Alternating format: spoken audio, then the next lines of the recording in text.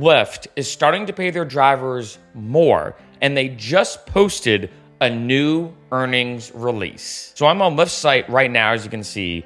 Earning with Lyft just got better. Our earnings release is stacked with new features and improvements, all designed to help you earn good money while meeting great riders. Got to give David Risher, the new CEO, credit. He's really working hard, I think, to bring more money to drivers and to work better with riders, especially on what does everybody want. So first off, we have the upgraded now upfront pay. Average earnings are now 10% higher per ride this year on Lyft platform. Pay on long rides rose 14%, and now you get paid for wait times too. So there's a little note here. You can see the little one. I'm gonna go down here first. So this is basically looking at the average earnings per ride across the US and Canada, comparing January of this year in 2023 versus May of 2023, including bonuses and tips. So that is pretty interesting, right? Obviously, it does say here, the per ride earnings communicated are no guarantee of future performance, right? You can't predict the future, and not indicative of any specific driver's earnings, and calculated before taxes, insurance, appreciation, and other costs associated with being a rideshare driver. So basically, they're just saying, hey, we can't predict the future, but we're just saying that in general, drivers are now making more money driving with Lyft. So going back up here, you can see this is kind of the upfront pay now. Earn the way you like. We have a bunch of different things here. You can choose where you drive with a new stay within area filter. So you can stay within a given area. You can pick the bonuses you want with bonus choices. I've talked about this in a lot of videos, that one big determining factor I've noticed between drivers who make a lot of money and drivers who don't is actually those who focus on the bonuses. And then you can find scheduled rides that fit your week. I've never been a fan of scheduled rides. I know some people maybe like doing it, to each his own, I'll be honest. Now going here as well, of course, doing airport rides. It's interesting. Maybe I'll do a video about this in the future, depending on the city. I know some cities love doing airport rides. Other cities don't. When I drove in Boston, the rides to Logan, even though they were kind of annoying and out of the way, paid very well. I know when I talked to drivers in Denver, Colorado, however, with the Denver airport, in case you didn't know, being super far away from Denver, if you get an airport ride in Denver, I've heard it sucks for a lot of drivers. But you see this, enjoy airport upgrades. The best times to head to the airport, you can use location filters when you get there. And a huge pro tip I've gotten from Denver drivers, similar to this one, is keep your radius within the Denver city and avoid the airport completely, is what I've heard from a lot. Top platinum drivers get even faster pickups. I guess that helps, but yeah. And then turn insights into earnings. We have some stuff right here in terms of the ride request wait times. I've done a video about this in terms of different tips and tricks within the Lyft app. But this is kind of a cool one that, if you, say you're in this area, it might take you 20 minutes potentially to get a ride. Then if you just drive to this area, even if you have to drive 5 minutes, the time to drive might actually still be quicker than just waiting here for a ride, right? And so, like I said, David Risher's been talking a lot about the future of Lyft. And the biggest thing, like I said, he's really trying to push it for drivers to make more money. Now, first off, I do want to say, make sure you sign up with both apps. This is just huge. I know it's a very random thing to bring up on this video where I'm talking about the Lyft earnings, but I say this to so many drivers still to this day, the amount of times I met a driver and I'm like, oh, so you drive for Uber. Do you drive for Lyft too? And they're like, no, I don't drive for Lyft. Or vice versa. I drive for Lyft. I don't drive for Uber. When you drive for both apps, you get the best of both worlds. Sometimes Lyft pays more, sometimes Uber pays more. And I have had some drivers say, hey, Mark, I know what you're trying to say, but in my area, just Lyft is the dominant one, or Uber is the dominant one. Even if that may be the case, traditionally, on a random Friday night, Uber could be paying more, Lyft could be paying more. And remember, with the bonuses, which, like I said, the drivers who make an insane amount of money driving usually are very smart and strategic and analytical about the bonuses. Maybe on a random weekend, Uber has this crazy bonus thing going on and all these incentives. Maybe that's Lyft.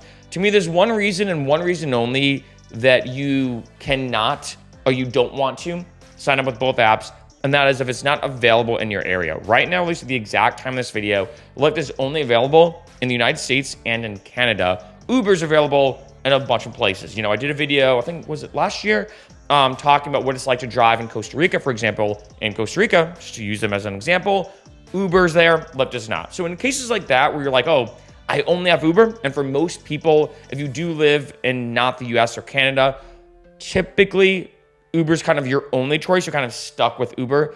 So that to me is, of course, an understandable excuse because you don't really have a choice. But for most people, sign up with both apps. And I want to mention this because I find with me, when I've gone back and forth about when I was driving for Lyft or Uber and kind of like picking my primary app, when I've interviewed a lot of drivers, not surprising, most drivers tend to prefer Uber in terms of the pickups you get and the money. However, in terms of the just nature of the app, most drivers prefer Lyft. I think when it comes to, if you look at companies, it's kind of this cognitive dissonance or this kind of tricky, bittersweet situation where you're like, all right, I think Lyft is just a better company. You know, they tend to be nicer to their drivers. They're just better off in general. But just Uber, it pays more. And I've heard a lot of drivers say to me too, like, yeah, I was driving for Lyft, but you know, it took a little bit longer to get rides. I think that's definitely the case. I think Uber is definitely more popular than Lyft. And as a result, if you're, let's say, driving, it can potentially sometimes take longer to get a ride with Lyft than Uber. I mean, I'll say for me as a rider, when I order an Uber or Lyft, not always, but typically it's easier and quicker to get an Uber than a Lyft. That being said, though, I think David Reisher is really doing a lot to push Lyft to really start bringing it. And he's already been making amazing moves. I've done a bunch of videos about this, you know, just completely quickly skim the surface real fast, you know, laying off over 1,000 people. I know a difficult move, but I think if anything, a necessary move.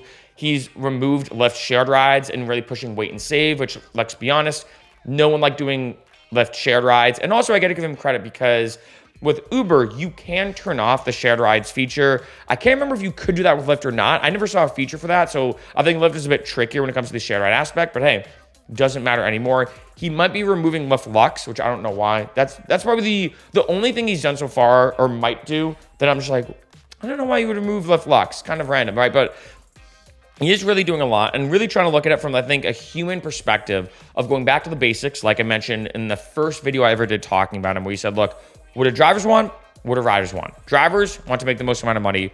Riders, let's be honest, want to spend the least amount of money.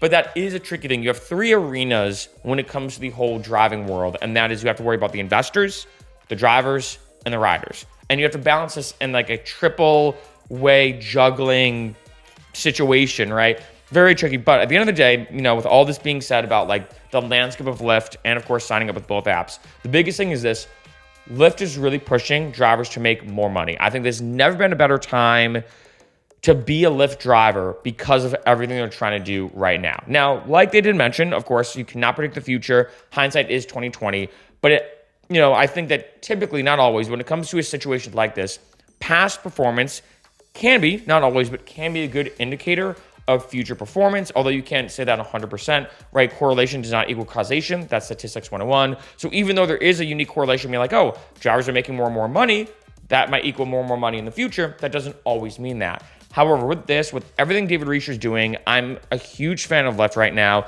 I'm also hoping that they start to do a lot better because Uber has been like slowly pulling away when it comes to the Uber versus Lyft match, meaning that Uber is getting bigger and bigger almost every month.